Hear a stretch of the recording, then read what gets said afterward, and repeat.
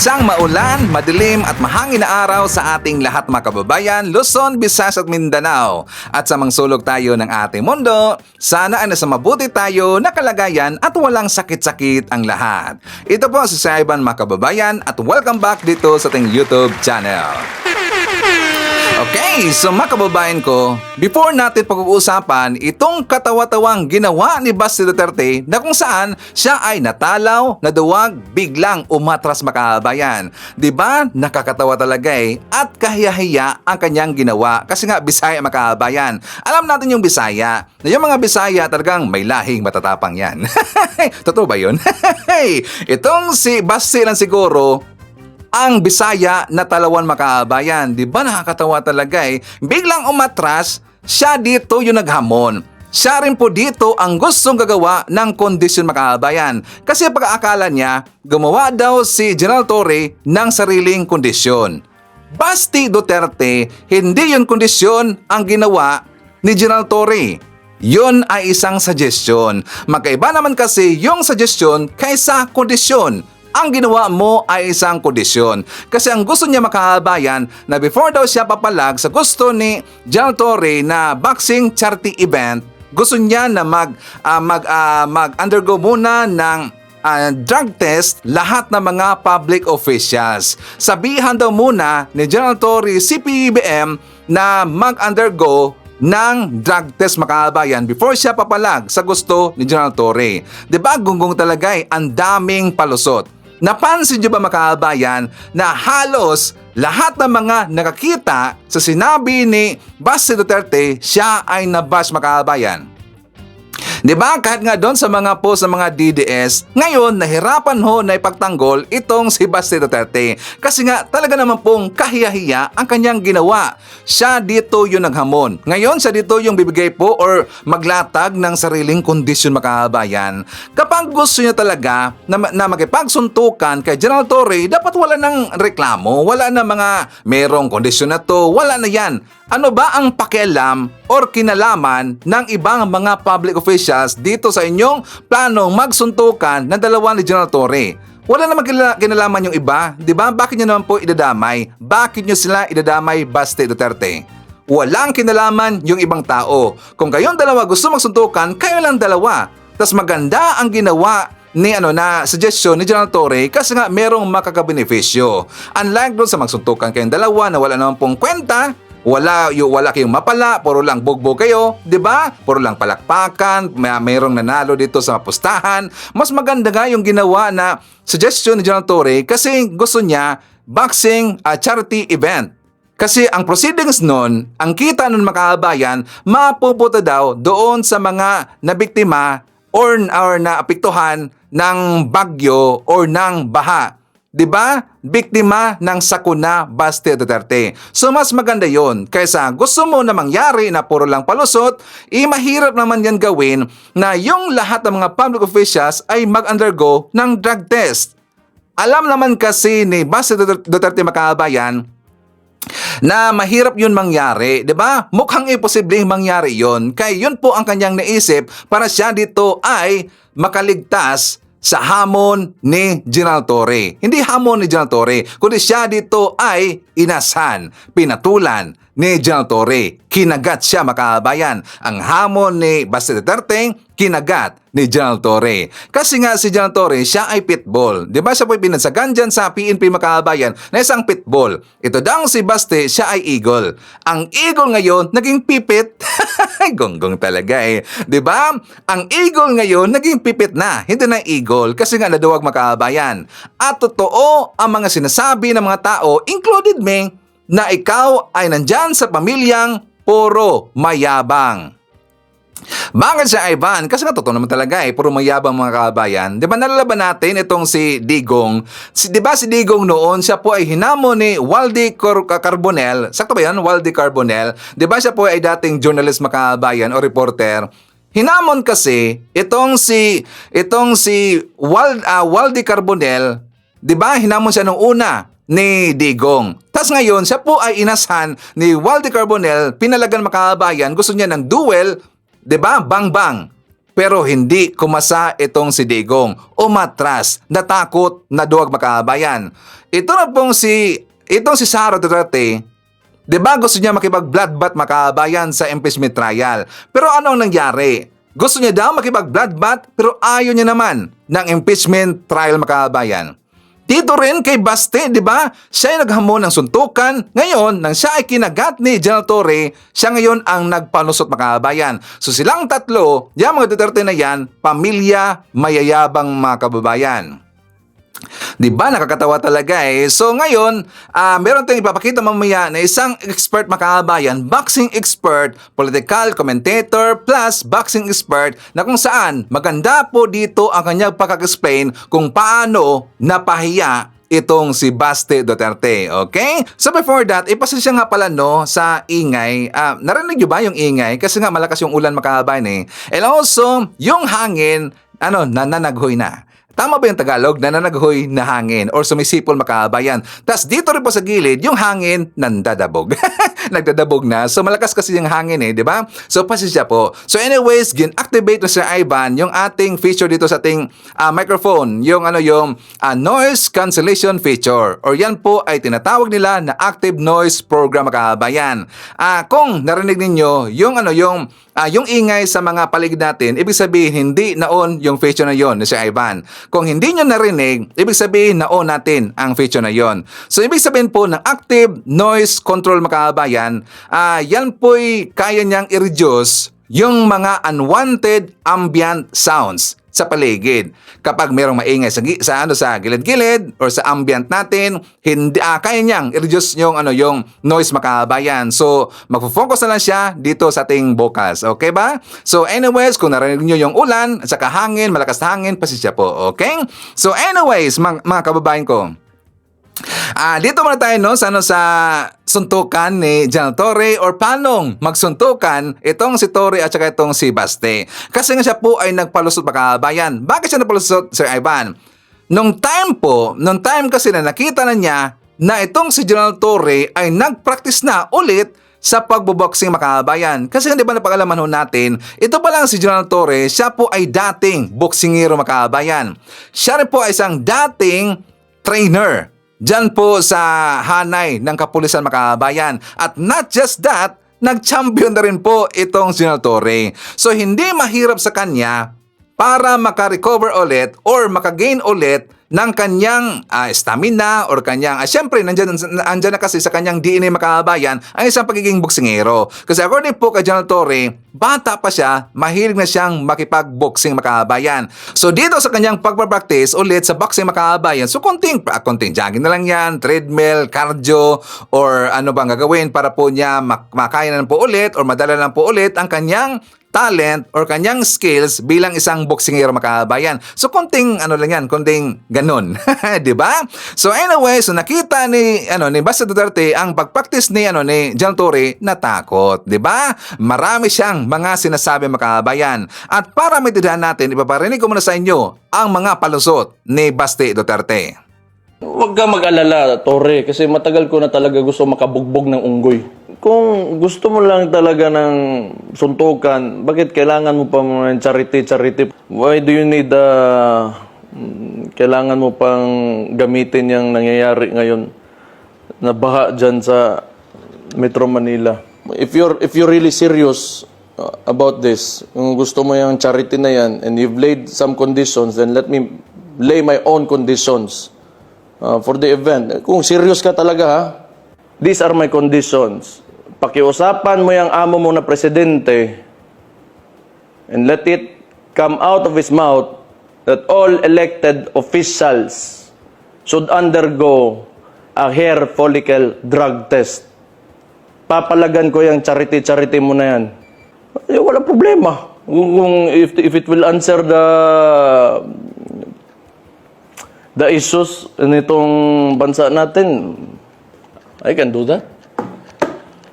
Oh, di ba? Palusot makabayan. Klarong-klaro talaga, yun lang po ay palusot. Kasi ayaw niyang mangyari yung charity event or boxing na charity event ang sinasabi ni General Torre. Di ba? Kasi siya po ay kinagat dito ni General Torre. Ngayon, siya ay napalusot, ayaw niyang mangyari makabayan kasi alam niya na siya ay mabugbog dito ni General Torre. 'Di ba? Alam niyo ba na si General Torre, nakita ko kasi ang kanyang video makabayan during sa kanyang pag-sparring. 'Di ba siya po ay southpaw, kaliwete itong si General Torre. Diyan po sa larangan ng boxing makabayan, well, hindi ko eksperto no, pero siyempre ako po ay fan ng boxing. At saka since maliit pa ho tayo, nanonood ho tayo ng boxing until now, di ba? Lalo na nung sumikat po si Pacman makabayan, sa prime po ni Pacman at saka ni Donaire, di ba? Talagang maganda yung boxing eh. Talagang nandiyan na po sa ating nerve, nandiyan na po sa ating mga dugo, ang bilang isang Pilipino na hilig talaga sa boxing. So kahit hindi tayo boxing analyst, hindi tayo boxing commentator, pero siyempre meron tayong konting alam sa boxing makabayan. 'Di ba? Alam natin yung boxing na yan talaga po ay pataasan po ng ring IQ at saka cardio makabayan. Kasi kapag maliit na po yung cardio mo, ay maliit. Mahina lang po ang cardio mo kabayan, siyempre paano ka gagalaw? Lalo na kapag kailangan mo ng head movement, kailangan mo na ng body movement, at saka yung paiba-iba ang inyong stepping makabayan, kasi hindi naman talaga na basta susuntok ka lang. Kailan talaga po ng stepping makabayan? Stick back ng konti, tas suntok. 'Di ba? Parang strategy kasi yan. 'Di ba? Kapag hindi ka marunong sa boxing makabayan, tas pag-akala mo magaling ka sa boxing, kasi nga dyan po sa bahay ninyo, nagkipag-boxingan ka lang, 'di ba? Dyan po sa mga body bags, dyan po sa mga kaibigan mo. Pagdating mo sa ring, pag-akala mo na magaling ka na, hindi naman kasi ganoon eh. Hindi naman kasi yan on the spot makabayan. Sa totoo lang, ang boxing, kapag mahilig ka ng boxing at gusto mo na mag-boxing, kadalasan kasi makabayan, nandyan na kasi yan sa DNA. Diba? Napansin ba natin yan? Yung mga nagiging boksingero at naging sikat, nandyan na ho yan sa kanilang DNA. Not just skills, hindi lang yan basta-basta lumabas po na skills, nandyan na yan sa DNA mo. Kasi nga, kapag maliit na po, balikan na po natin yung stamina makabayan, kapag mahina kasi ang stamina mo, mahina rin po ang suntok mo makabayan. Totoo yan! Kapag mahina ang stamina mo, mahina rin po ang diin ng inyong suntok. Kaya kailangan po ng cardio kapag gusto mo maging boksingero. Yan po ang number 1 talaga. Number 1 ho yan. Dapat cardio. Mataas ang inyong stamina. Okay? So dito kay Basti Duterte, hindi naman ganun kataas ang stamina nito eh. Ito daw si Basti, palagi yang umiinom. Halos araw-araw yang umiinom makabayan. So merong bisyo. Palaging naninigarilyo, 'di ba? Palaging lango kasi nga mahilig po sa alcohol makabayan. So paano siya mananalo dito kay General Torre? Si General Torre araw-araw yan nag-iensayo makabayan. 'Di ba? Araw-araw yan nag-exercise, nagka-cardio. So before tayo magpatuloy, ipapakita ko sa inyo itong balita na to. For more details, let's watch this. Naghahanda na si PNP Chief General Nicolas Torre III sakali mang matuloy ang charity boxing match sa pagitan nila ni Davao City Acting Mayor Baste Duterte. Para patunayang seryoso siya sa charity boxing match, sinimulan na kanina ni PNP Chief Police General Nicolas Torre III ang pag-ensayo. Umabot sa 6 rounds ang unang araw ng ensayo ni Torre sa boxing gym sa Campo Crame. Ayon sa general, bagamat boxing ang isa sa sports niya nung nasa akademya, ay matagal na siyang walang practice kaya naman medyo hiningal daw siya. Nag-refresh tayo ng konti sa ating mga dating ginagawa. Oo. So, mapansin nyo, matanda na tayo at sabi nga ng trainer ko, mahina na nga ang hangin. Kaya wala nang diin ng mga suntok. Kaya I really hope na matuloy ito para makita naman nila na we're serious in this dahil sa ating fundraising ito at ito ay para naman sa mga typhoon and flood victims. Bagamat wala pang kumpirmasyon mula sa nakababatang Duterte kung itutuloy niya ang laban, sabi ni Torre, handa siya sa boxing anumang oras. Inihahanda na raw ngayon ang Rizal Memorial Coliseum para sa kanilang charity match alas 9 ng umaga sa araw ng Linggo. Whether he shows up or not, may mga sponsors na nagsabi na magdo-donate na lang ng pang-ayuda sa ating mga kababayan na nasalanta ng bagyo at ng baha. Ang Malacanang may mensahe na rin kay Torre. Hindi ko alam kung matutuloy. Kung matuloy man, good luck. Dura Torre, Mr. Torre, sanay na ako sa iyo.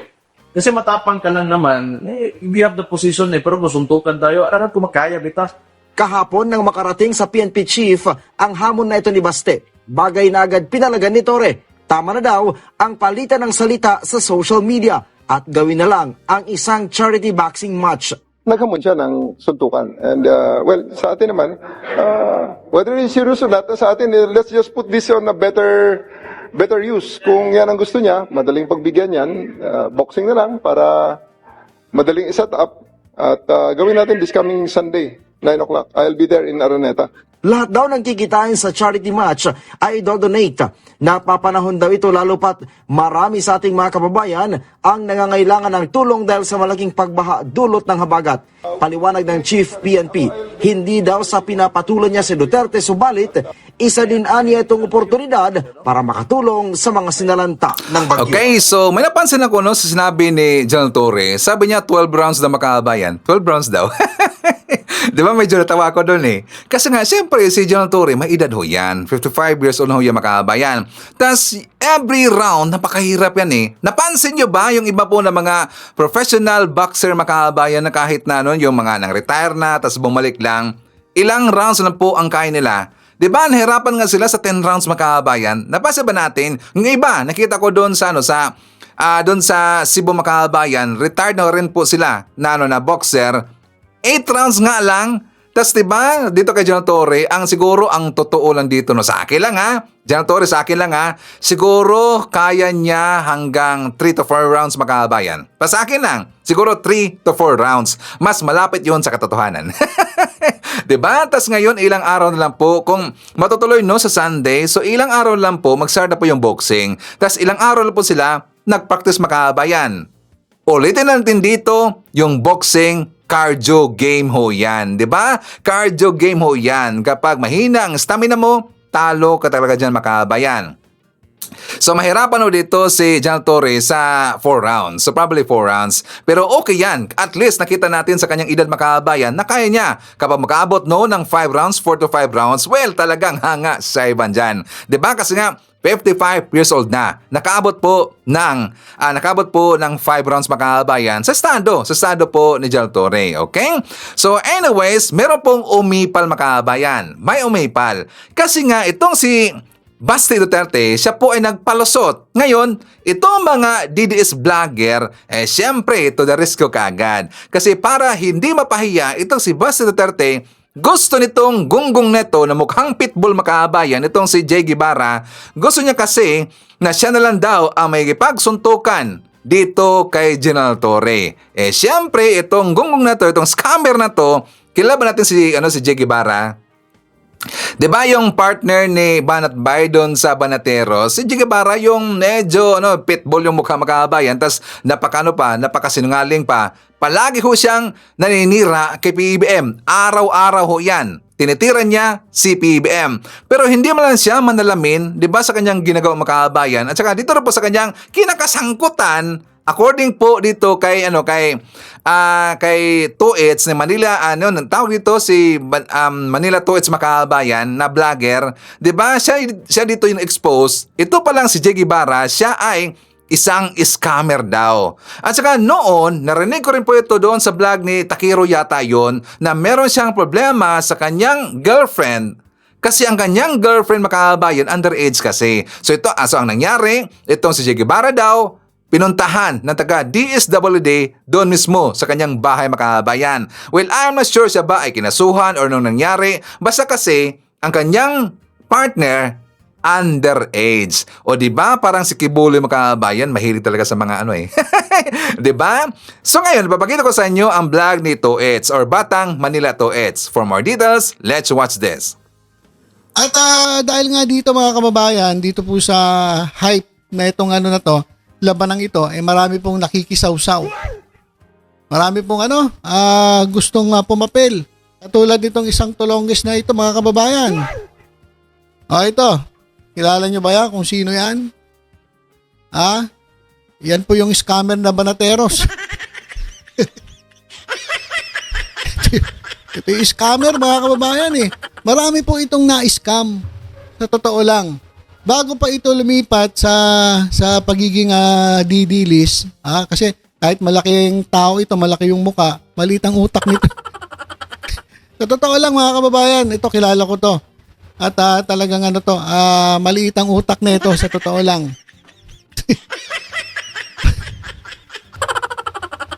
Wala ito. Magaling lang ito mang scam. Mga kababayan, marami na scam na ng mga lalo na nung panahon na kung saan ay pinagtatanggol namin ng Itbulaga.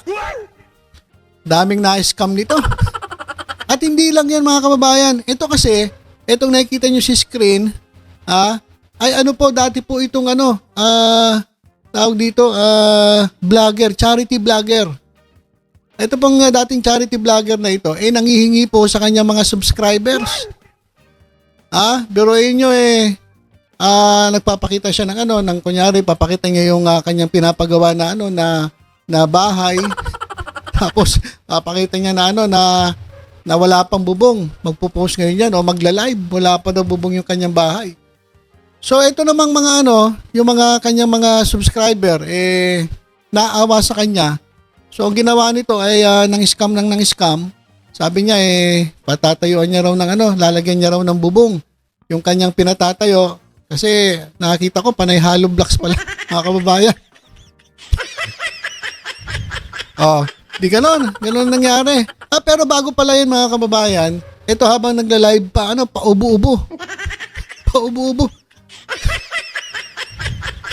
Grabe yung kanyang ubo, talagang halatang sinasadya. So, habang nagla-live siya, paubo-ubo siya. Sabi nung isang subscriber niya, Sir, baka kailangan niya na magpa-check up. Kasi panay ang ubo ninyo Grabe na yung ubo mga kababayan Sabi niya, naku, ma'am, wala po akong pampa-check up. Wala raw siyang pampa-check up pero may YouTube channel siya. Wala raw siyang pampa-check up. So, anong nangyari mga kababayan? Binigyan siya ng pampa-check up.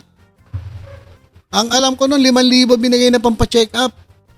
Dito kay kilala niyo ba to? Si Jay Guevara po yan.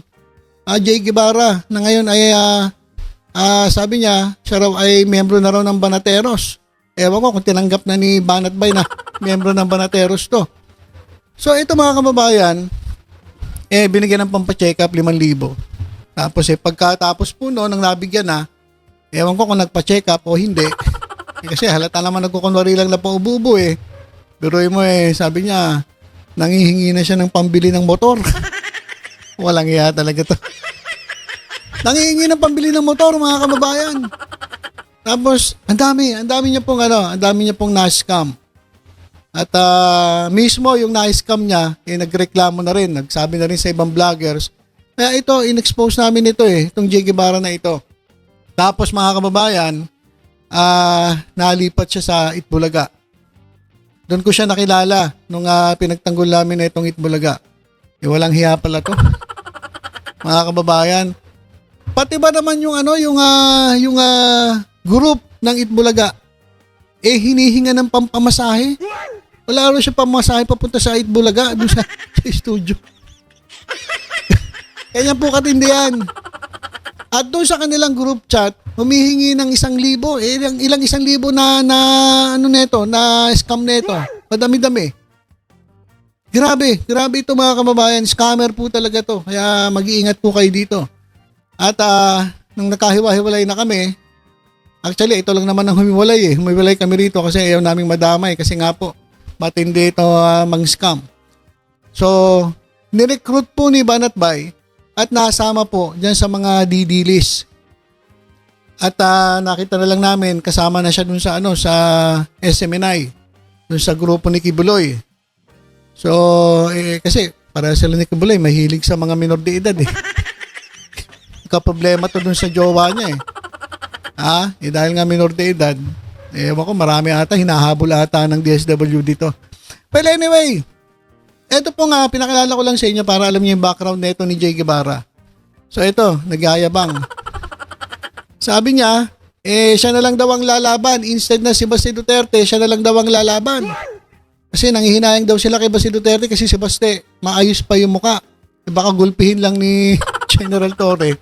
So siya na lang daw, total, yung mukha niya mukhang wala na namang pakinabang. Sabi niya, ako na lang daw ang lalaban. Siya mismo nagsabi nun So ito pakinggan natin itong hambog na scammer na si Jay Guevara. Yun, shoutout kay General Torre. Mamula-mula pa yung mata Mukhang ka Jay Nakatira ka. Mamula-mula pa yung mata mo ah. Ha? Okay, gising mo lang ba? Gising mo lang? O katatapos mo lang? Tapos, tingnan nyo, hanggang ngayon talaga, Bopors ito eh, mga kababayan sa. Bopors talaga to sa spelling kahit kailan eh. Tingnan nyo ah, Nicolas Torre, PNP chief. Oh, yung chief niya walang E. Sabi siya. Didilis talaga to. Malaki yung mukha niya pero yung utak niya maliit.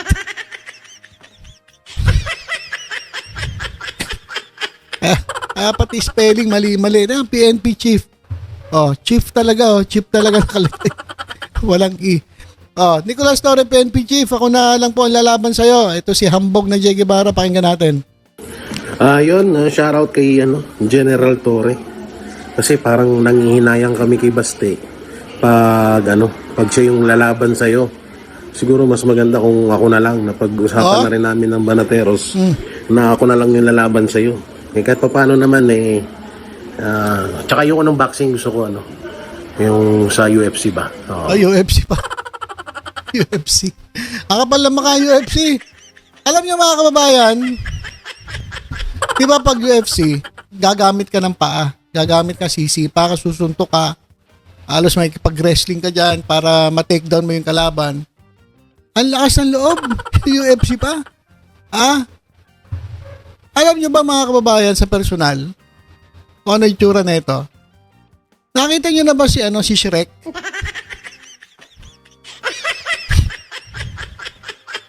Guys, hindi po ako naninira. Sinasabi ko lang yung totoo. Real talk lang mga kababayan. Real talk lang. Kung nakita nyo si Shrek, ganun po yan. Malaki yung ulo, malaki yung katawan, tapos maikli yung binti, yung paa. Ayan po yan. Punggok po yan eh. Hindi. Sa totoo lang mga kababayan, akala ko nung una, doon sa mga videos niya, bago kami nagkita nito, akala ko malaking tao talaga. Nung nakita ko, maliit lang pala. Katawan, malaki. Yung ulo, malaki. Pero yung hita hanggang binti, hanggang paa, maikli. So parang si Shrek lang talaga. Kaya lakas ng loob, kapal na mukha nito. Hamunin si Nicolas Torre. Hamunin niya si Torre ng MMA, UFC. Maikli ang paa mo, baka hindi ka umabot. Baka ganunin lang ni General Torre yung ulo mo, hindi ka na makasipa eh. Kasi maikli yung paa na ito eh. Ang kapal ng mukha mo, Jay Guevara. Ikaw pa talaga lalaman kay General Torre? Ikli-ikli ng paa mo? Buisit. Ang kapal ng mukha nito. Para mas maganda. Para mas mababasag ko yung mukha mo. Wow! Mabawasag niya raw mukha ni General Torre. Baka nga hindi ka umabot. Yung suntok mo hindi umabot eh. Ba naman to? Yabang-yabang naman ito. Alam mo, Jay Guevara, hindi ka abot kay General Torre kasi maikli yung paa mo. Ganunin ka lang, hawakan lang yung ulo mo, hindi ka na makakasuntok. Ay nako, hambog na Jay Guevara. General Torre, shoutout. General Nicolas. Nicolas, ano ba yan? Nakalimutan ko pangalan mo. Basta yung kay Nicolas Torre. General yan. Tayo na lang dalawa maglaban. Wag na si Basti. Hindi mo kamatch yun. Okay, so yan. Kapal na mukha na ito. Kapal na mukha mo, Jay Guevara. Gaano gagawin mo? Kukuha ka ng pusta, mangi-scam ka na naman. Tigilan mo na yung pang-scam mo, Jay Guevara. Maawa ka naman sa mga taong ni-scam mo. Tapos ngayon, lalaban ka kay General Torre. Ewan ko kung umabot yung kamay mo. Ikli-ikli. Eto mga kababayan, sabi ko sa inyo, sa totoo lang. Sabihin nyo kung mali ako, pag nakita nyo to, sabihin nyo, ay tama pala si BMT. Tama pala si Batang Maynila to. It's punggok pala to. Oo mga kababayan, sa totoo lang, pag nakita nyo sa personal to, iba po siya. Talagang akala mo, malaking tao, malaking katawan. Nako. Punggok po yan. Parang si Shrek, mga kababayan. Malaking katawan, ulo, tapos pero pagdating sa hita hanggang sa maikli po yun. Tapos ang lakas pa ng loob ng hamon. Mamula-mula pa yung mata. Ano tinira mo? Ano tinira mo, Jay Guevara? Ha? Kapal na mukha na ito. Ay, grabe naman si Tuits. Masyado namang pinaiyak si Jay. Wasak si Jay Guevara. Kaya pala, itong si Chris Olo umiiwas na dito kay Jay Guevara makabayan. Actually, naalala ko noon na meron siyang sinabi dito tungkol kay Jay Guevara pero hindi niya tinapos. Itong si Chris Olo. Kasi nakasama niya ito noon eh. 'Di ba? 'Di ba sila si Chris Olo noon? Sila po ay TBJ Defender. Kasama sila si Batang Manila Tuits. Nandyan po si Jay Guevara. Marami pang iba.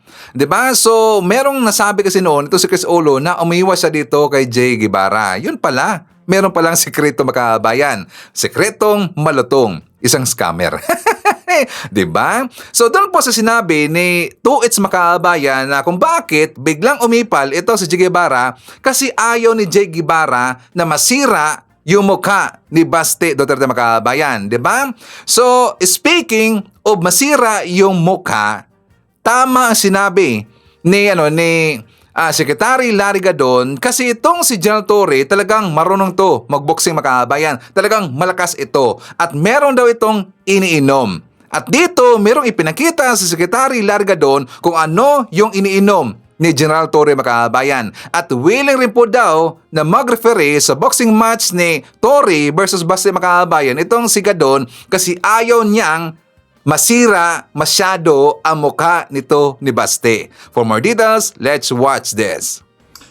Kung sakaling matuloy ang exhibition match na charity boxing fight ni General Torre at ni Baste ay nagvo-volunteer ako na maging referee because I am worried that General Torre might inflict a catastrophic injury on Baste. Dahil yan si General Torre, astig yan. At merong iniinom yan na energy drink. Coffee. Ito, binigyan nga niya ako eh. Itong coffee na ito ay talagang energy drink ito. At kapag ka nakainom ka nito ay talagang astig. Astig na astig. At talagang malakas na malakas ang katawan mo. Kaya ako ay nagwo-worry dyan kay General Torre. Baka ma-carried away siya. At masobrahan ang pagsusuntok niya kay Baste at ayoko naman na magkaroon ng serious injury dyan dahil na ito naman ay isang sports game lamang at maganda nga ang layunin ni General Torre Astig na ito ay gawing charity fight. Kaya ako ay willing ako mag-volunteer na referee upang mabilis kumaawat sa kasakali mang magkaroon na ng talagang sakitan. Kaya ako ay magbo-volunteer. Referee Larry Gadon. Okay, so before tayo magpapatuloy sa ating talakayan mga kababayan, i-greet muna natin ng happy birthday si Leah Montifalco from Alberta, Canada. And also, happy birthday sa lahat ng mga viewers na nag-birthday ngayong araw. Happy birthday! At syempre, hindi natin kakalimutan, i-shoutout natin ating mga pinalangga na mga legends, ang mga senior citizens. Hello po, kumusta ang lahat? At syempre, i-acknowledge natin yung mga viewers natin na may maraming na-comment dyan sa baba sa ating comment section, ang ating top 5 commenters. At saka dito sa ating listahan, nandyan sila si Shane Sibal. Meron siyang 46 na mga comments. Nandyan rin po si Benjamin Maypay. Meron siyang 30 na mga comments. Marie Usta, meron siyang 27 na mga comments. Nandiyan rin po si Ashin, meron siyang 35 na mga comments. And Feli Judan, meron siyang 19 lahat ng mga comments. At syempre, i-greet natin ating mga suki, mga early birds. Yun ang una sa pag-comment dyan sa baba sa ating comment section. Nandyan sila si Angelita, Lionel Desiderio, Rina Con 13, Eloisa Taha from Riyadh, Saudi Arabia. Kasama rin po natin, nandyan sila si Erica Mapagmahal, Marino Kalimpong, Ludivina Antonia Quaresma, hi to Jocelyn Flores, Aspernito, Noel Narcida, Len Moss, Munez Borromeo, hi to Annalyn Biden, Teodorico Erguesa Jr., End Times Rapture. Nandiyan rin po si Nelia Scholes from Bacolod City and hi to Jamie P. Yuan. Okay. So mga kababayan ko, segue tayo ng konti. Alam niyo ba na namatay na si Hulk Hogan mga kababayan? Yes, pumanaw po kanina lang, mga how many minutes ago before nag-vlog si Ivan, namatay na po si Hulk Hogan. Nung una, hindi ako maniwala mga kabayan kasi nga ito rin po ay na-post dito sa page na Unilad. So according dito sa post ng Unilad, 21 minutes ago, he's recently been recovering from a major surgery. Tapos meron nakalagay sa baba, Hulk Hogan has died age 71. So meron sa baba mga kababayan, Meta AI, Hulk Hogan's cause of death. So nung una hindi ko maniwala. So gusto kong i-sure mga kababayan. So napunta ko doon sa Twitter account or sa X account ng WWE. Kasi ang WWE, yan po sa wrestling na kumpanya makabayan or sa competition or 'di ba? Yan po ay World Wrestling Entertainment or WWE. So according dito sa post, WWE is saddened to learn WWE Hall of Famer Hulk Hogan has passed away. One of pop culture's most recognizable figures, Hogan helped WWE achieve global recognition in the 90s. WWE extend its condolences to Hogan's family, friends, and fans. So totoo talaga na siya ay pumanaw mga kababayan. So alam niyo ba, ako'y nalungkot. Bakit si Evan? Kasi si Hulk Hogan, siya po'y aking parang childhood hero makabayan. Di ba? Talagang ginagaya ko yan eh. Nung elementary pa ako, siyempre sikat-sikat talaga yung wrestling nun makabayan. So kapag makita mo yung moves nila ni Ultimate Warrior, nila ni Hulk Hogan, marami pang iba, di ba? Mga sikat-sikat talaga nun na mga karakter ng wrestling ng WWE. So, lagi na ding ginagaya. Kapag dyan po tayo pinaliligo sa dagat, di ba? Sa gilid ng dagat, dyan po siyempre kapag malambot po yung lupa makabayan, dyan po mag-wrestling. So talagang enjoy yun eh, di ba? Hindi ako, parang hindi kompleto yung araw ko kapag hindi ako makapanood ng wrestling makabayan. Noong time na yon, yung bata pa tayo. Di ba? So, nung nakita ko kanina itong balita na to, talagang nalingkot ako eh. Di ba? So, rest in peace lang po kay Hulk Hogan. At saka, my deepest condolences sa kanyang pamilya. So, anyways, for the makabayan, alam niyo ba na meron pong nangyari tungkol dito sa impeachment trial kay Sara Duterte? Ano yan sa Ivan? Kasi meron pong kumalat ngayon na mga sabi-sabi but ito daw ay galing sa isang very credible informations, isang insider dyan sa loob ng Supreme Court makabayan. Merong gumalaw. Sino sila si Ivan? Yung pong grupo ho, mga appointed, 12 na appointed ni Digong na mga Supreme Court Justice makabayan. So niluto nila itong impeachment trial ni Sara Duterte. So after daw ha, yun po according do sa info na nakuha natin, after daw sa zona ni PBBM, meron daw mangyayari na i-declare nila na taga Supreme Court na ito daw impeachment case trial ni Sara ay unconstitutional daw makabayan. So ang ibig sabihin kapag yan ay mangyayari, so madismiss yung trial or impeachment trial kay Sara Duterte. Diba? Napakadelikado yung makabayan. So tayo po'y mag-iingay.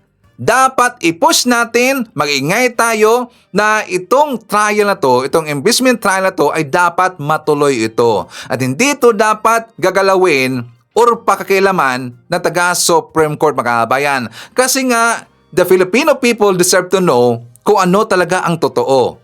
Diba? Diyan natin malalaman kung talaga bang ito si Sara ay guilty or hindi. Kung siya ba talaga ay nagsasabi or hindi. Or siya ba ay nagsasabi na totoo or hindi. Diba? Diyan natin malalaman. At kapag itong si Sara ay hindi guilty, siya po ay ma-acquit makabayan, well, walang problema.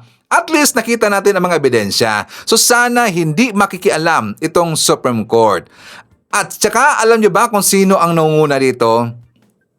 Meron kasing mga kumakalat na mga storya na daw konektado yung pag-delay ni Cheese Escudero at saka ni Joel Villanueva nitong impeachment trial makabayan. Kasi nga nabagin forward nila to August 4, siguro ito yung rason kung bakit laging delay para makakam up pa ng solusyon or solusyon ba yung ganito na resulta ang Supreme Court makabayan.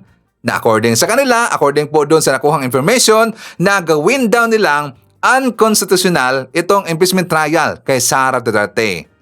'Di ba? Hindi yan maganda, 'di ba? Parang hindi fair eh, hindi yan fair. It's a very very big unfair para sa atin mga kabayan. So tayo po'y manawagan, tayo po'y mag-ingay na dapat itong si Chis Escudero ay magbitiw na sa kanyang pwesto.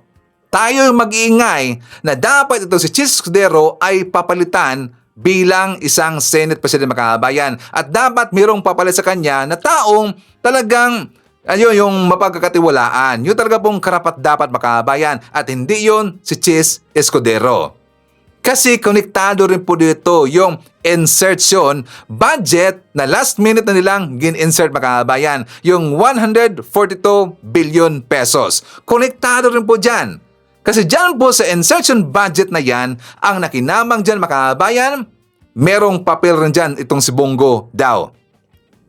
At saka siyempre, doon po sa budget na yon, ang nakinabang dyan, siyempre si Chis Escudero, ito po si Joel Villanueva, na sila kasi dito yung merong malalaking budget cut dyan makabayan. Diba? Magkano yun kay Joel? 12 billion. Magkano dito kay Chis? 9 billion pesos makabayan. Diba? Tas meron sila si Bongo.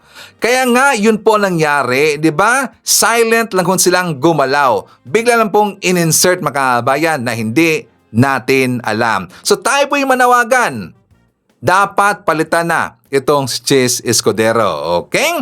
So, kawawa tayo, no? Ginagago tayo dito ni Chis Escudero. Talagang kawawa ang mamayang Pilipino, eh. Tapos sabi pa niya na maliit lang daw yun na halaga makabayan.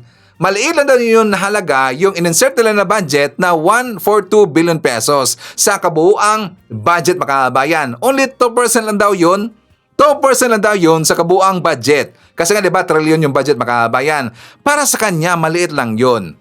Pero para sa atin, tayo po ay nasasaktan kapag sasabihin niyang maliit lang yun. Kasi nga tayo po ay mga taxpayers makabayan. At tayo po ang nagpapasweldo sa mga gunggong na yan. Diba maraming nasaktan sa kanyang sinasabi? Napansin niyo ba doon sa balita? Tingnan niyo po yung mga comment doon. Walang pumabor doon kay Chis Escudero. Sa kanya sinabi na maliit daw ng halaga, siyempre maliit para sa kanya kasi nga sanay na siyang kumain at maglustay ng mga malalaking pera.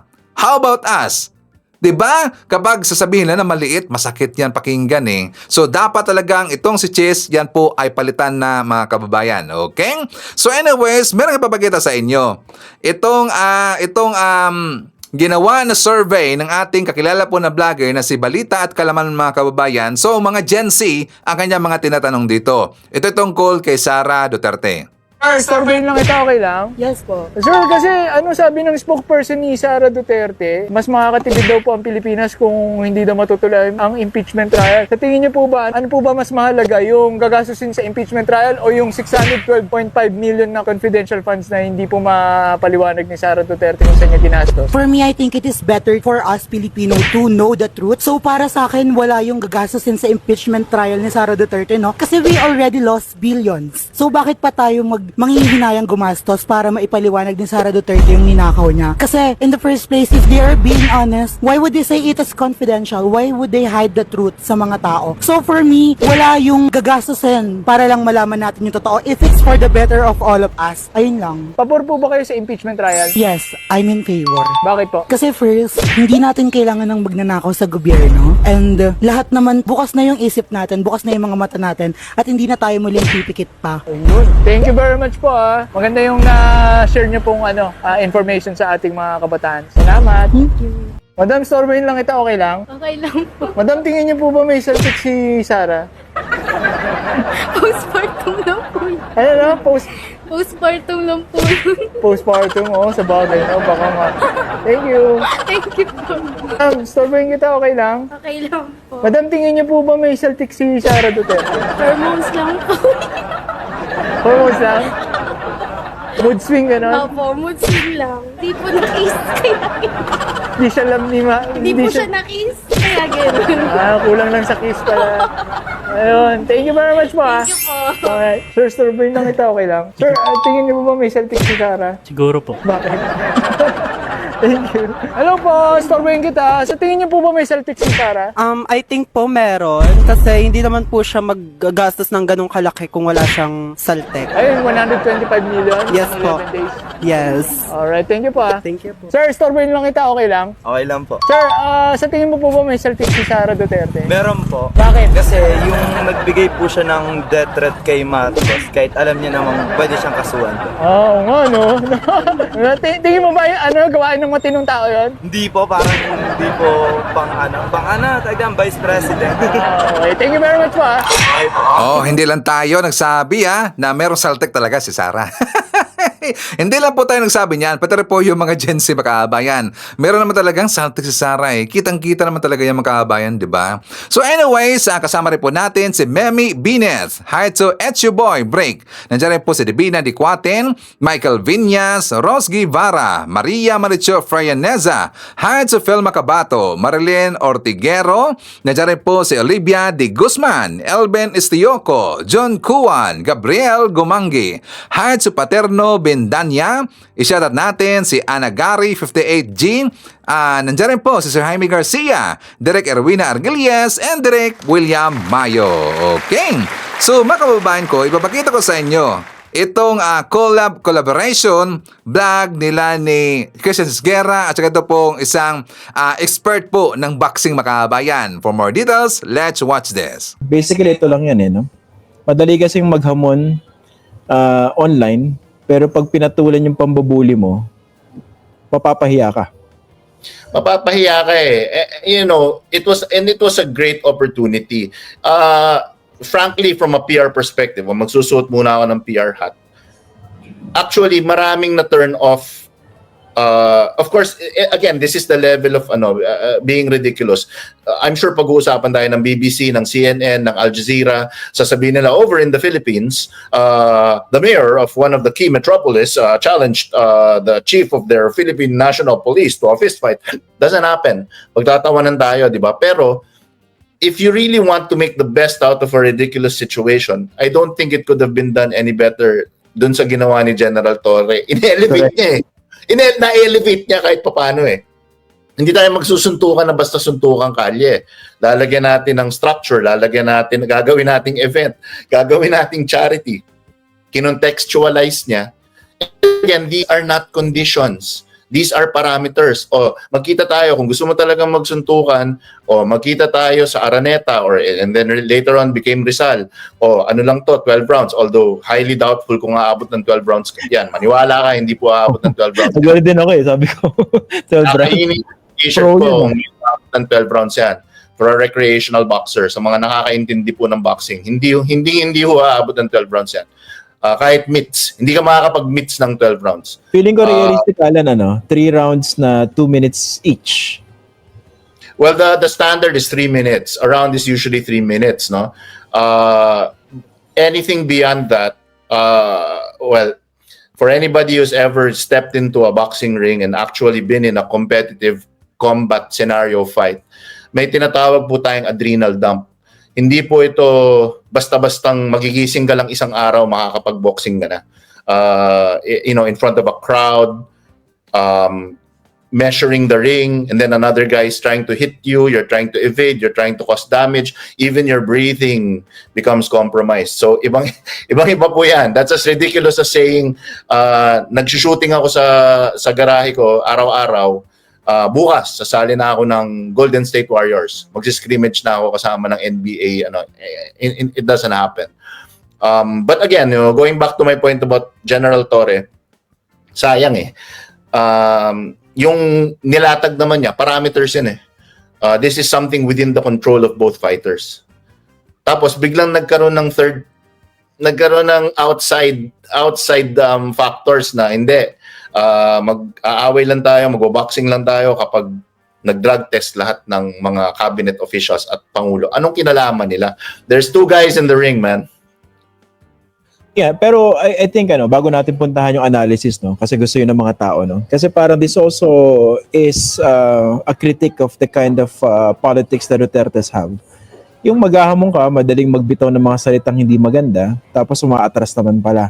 Diba, yung bully politics nila, usually walang pinatutunguhan And napaka-crass, di ba? And then when someone dito calls the bluff and tries to elevate the discourse, yun ang lumalabas, di ba? Nababahag yung buntot nila.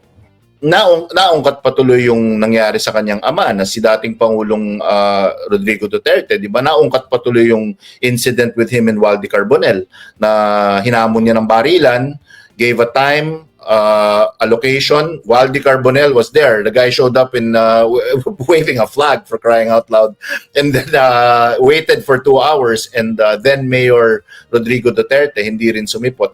So pati yun nauungkat. So ewan ko kung masyado lang tayong old school iyan, yung sensibilities natin. Kasi pag umabot ka na sa point na hinamon mo na sa suntukan yung isang tao,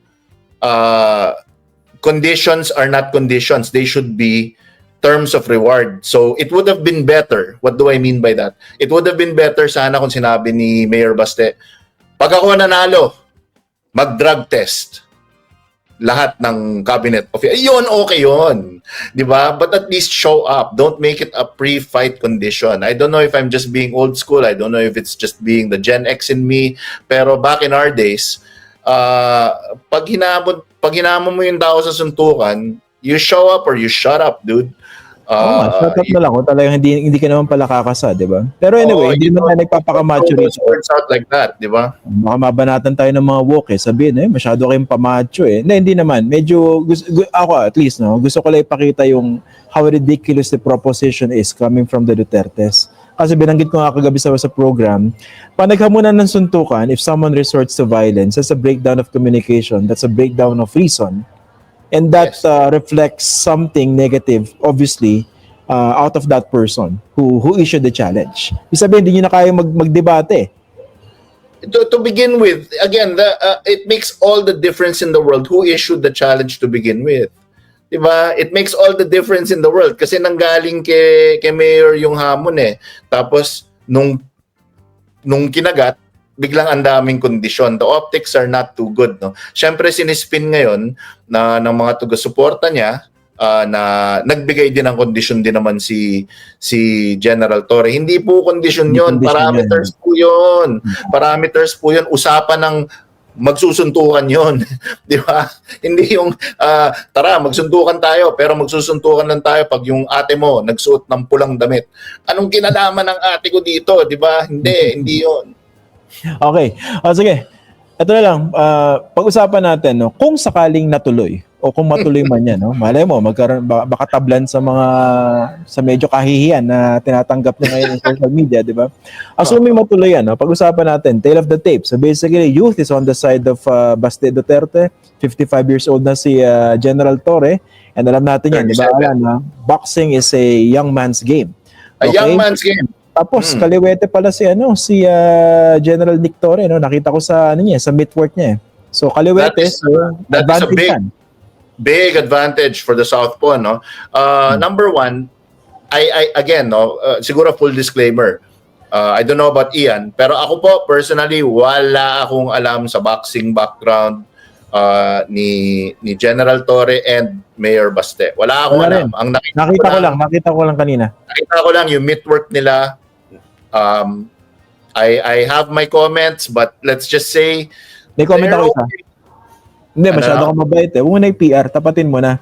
Ako, ang honest opinion ko sa meetwork nila, matulis sumuntok si General Torre. Alam mo, meron and downwards. Nakil, nagtitwist. Yeah, knuckle. So he does the pronation. You call that pronation. He punches downwards. Nagtitwist. Tapos, hindi ka tulad ng suntok ni Abalos na arm punches. Sa kanya, galing sa... Nabanatan na naman si Abalos. Galing sa hips. Diba? Yes. Okay. Pero obviously, may edad na at mga walang ensayo sa boxing in particular. Kasi kahit gano'n ka ka-fit, kahit nagmamarathon ka, iba yung body mechanics ng boxing. So medyo hinihingal, alam mong medyo may konting gigil. Pero alam niya yung principle, di ba? Although based on that meatwork, hindi pa nagko-cooperate yung katawan.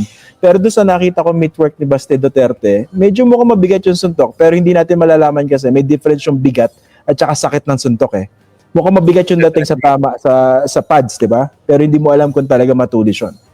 Well, there's a lot of factors that will dictate meat work, no? Kasi meron tayong din tinatawag na salubong.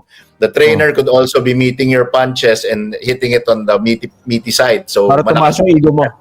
Oo, parang ang lakas, 'di ba? Ginagawa ng mga Elorde trainers ko 'yan para balikan sila at mas malaki yung tip.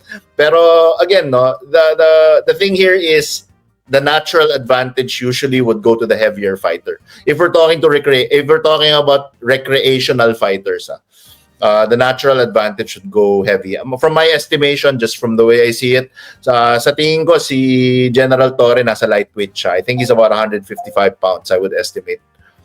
He's probably 5'7", 155. I've never seen him I've seen him in person twice, pero hindi ko ma-estimate yung tingin ko mga 155 siya. Hindi ko pa siya nakikita in person actually. Si Baste para mas malaki, no? Parang malaki. nasa middleweight. I'd put him at light heavy. He's probably 170 pounds. And listed height niya 5'8". So 5'8", so kahit mo ba mas matangkad sa'yo? Matangkad si Alan eh. 5'9" kaya 5'10". I'm a 6-footer, brother. 6-footer ka? Yeah. Ako actually, 6'1" ako dati. Kaso totoo pala yung kulam. Nakulam ako eh. Naging 5'7" ako eh. Nangyayari pa rin. Pag-iisip mo na lang isang araw, ang gulat mo. Yung pantalon ko, di ba? Parang, ano nangyari sa pantalon ko? Ba't ang haba? Mahirap. Kaya, alam mo, iwasan mo yung kulam. First of all, iwasan mo yung kulam.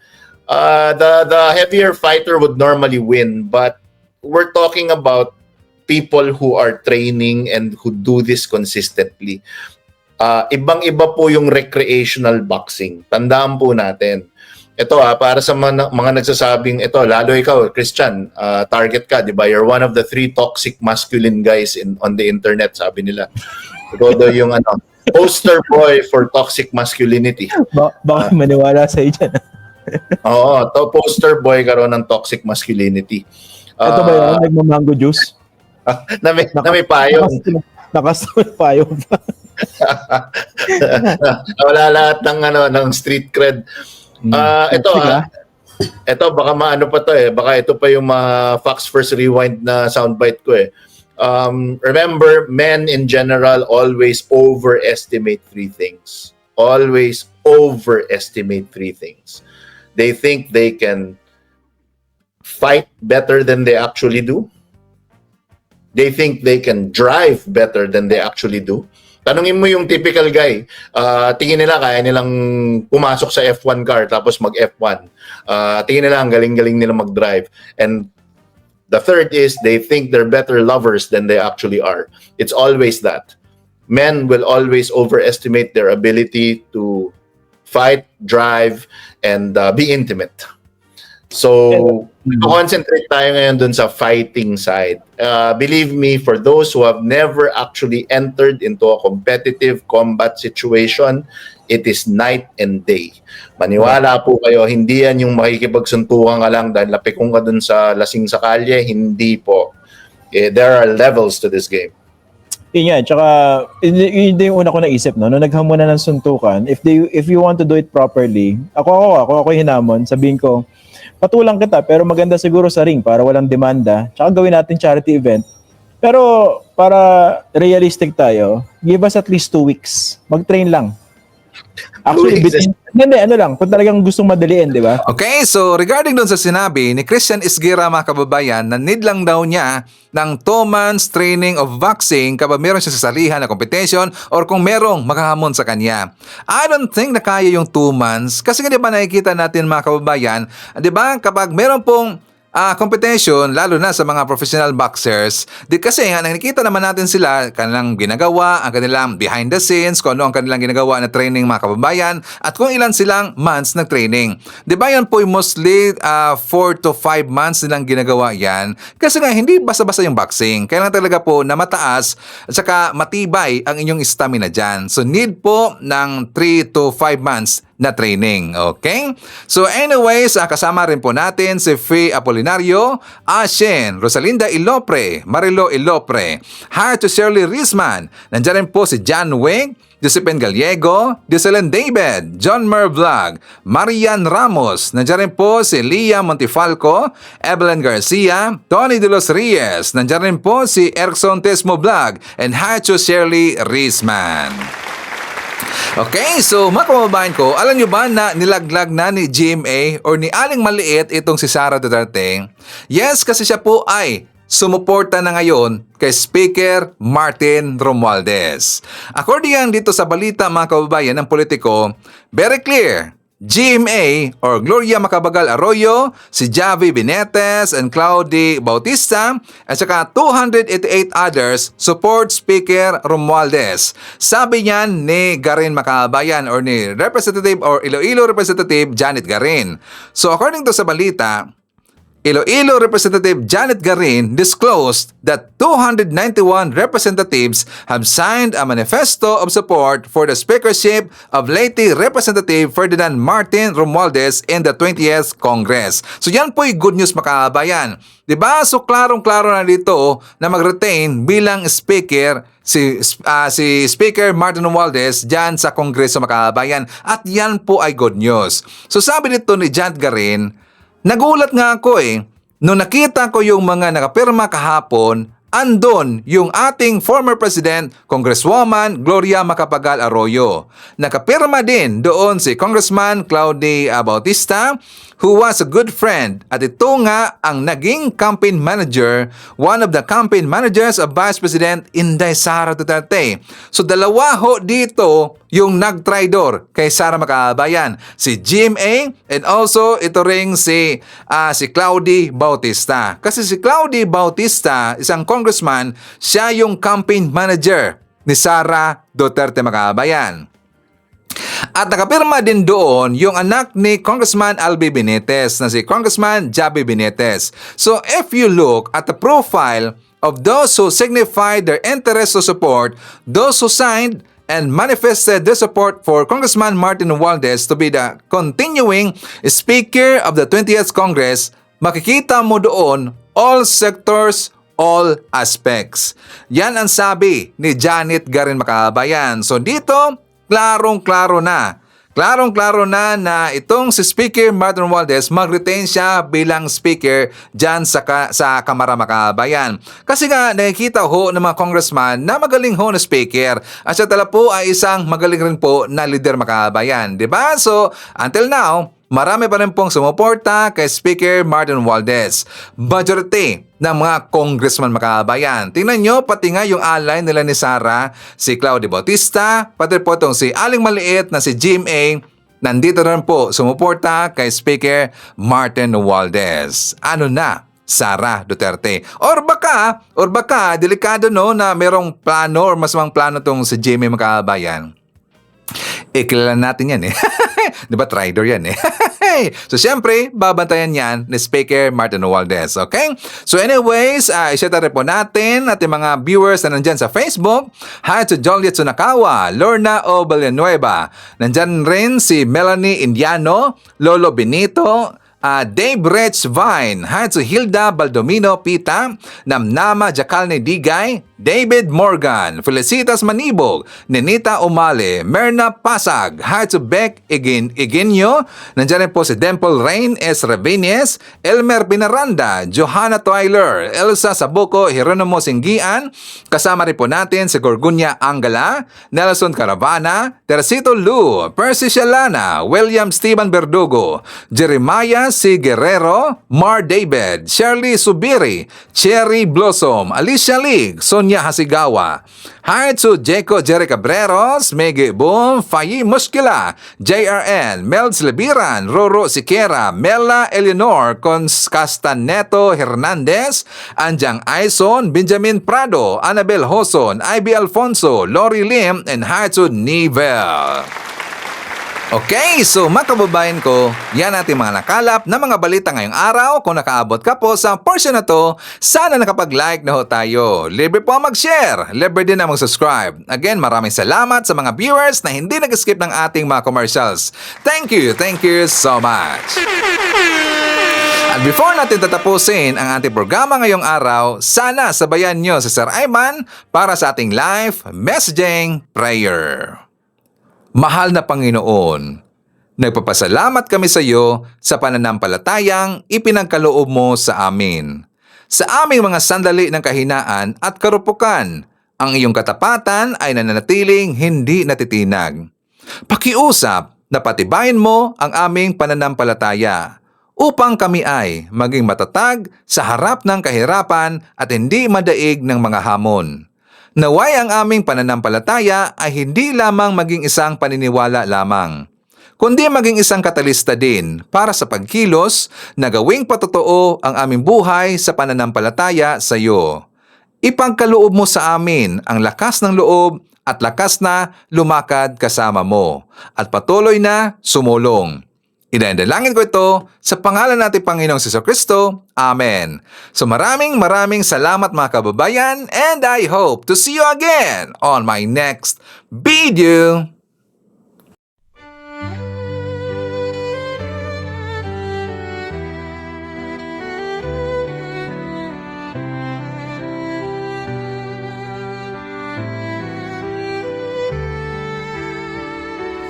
Bawat hakbang, tinik ang iyong daan. Sa sariling bayan, ika'y hinusgahan. Ika'y siniraan ng ganit sa kapangyarihan. Agilang nagnakaw ng pera ng taong bayan. Pinapasan mong lahat ng dusa. Matatag ka, hindi gaya ng iba. Ngunit kahit sugatan, kahit lumuluha, iniisip mo pa din kapakanan ng iba. Bongbong, hindi ka kailanman iiwan. Loyalistang hanggang dulo ay nandyan. Kasama mo kami sa lungkot mo at saya. Pagkat Pilipinas, ikaw ang pag-asa.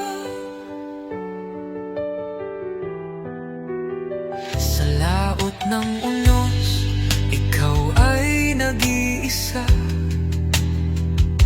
Iba'y nagbubunyi sa iyong pagdurusa. Ngunit lahat ngayon ay malinaw na. Katulong mo ang Diyos, nag-iba sila. Ipinaglaban mo ang lahing sinumpaan. Nagkalat peking balita sa mamayan. Binabaliktad nila ang katotohanan, pero hindi na naig ang kanilang kadiliman. Bongbong, hindi ka kailanman iiwan. Loyalistang hanggang